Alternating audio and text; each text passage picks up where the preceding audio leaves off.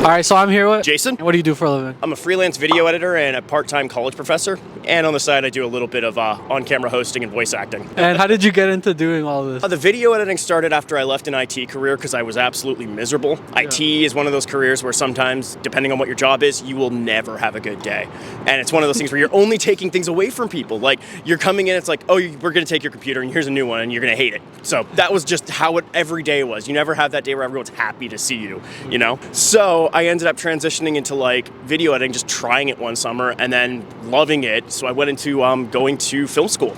And from there, I just kind of started doing jobs and freelance gigs and eventually just kind of landed where I'm at now. And I happened to develop my motion graphics artist skills. So I got hired to teach that at my school, Durham College. With all your endeavors, how much are you making? Depending on how many gigs there are a year, probably around 50 to 70,000 a year. How many years of experience do you have?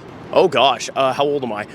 Probably about 10 or 11 years now. What's your favorite thing about being a video editor and teaching? Being a video editor, I love having that creative control of how the pacing of a project goes. I love seeing just like what story we can tell, how we can tell it, because there's a saying that like the editor of like a film is the secondary director.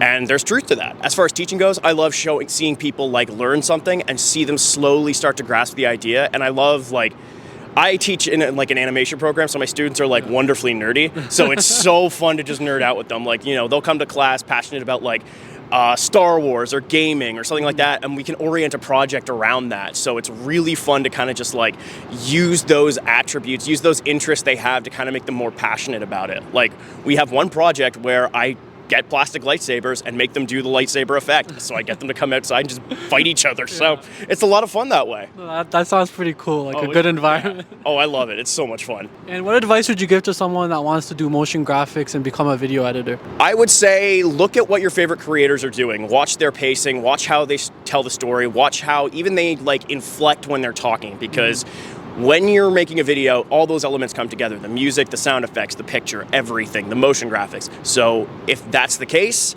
you should just look at what creators you like are doing and copy it for the time being, but try to develop on your own why you think those things work.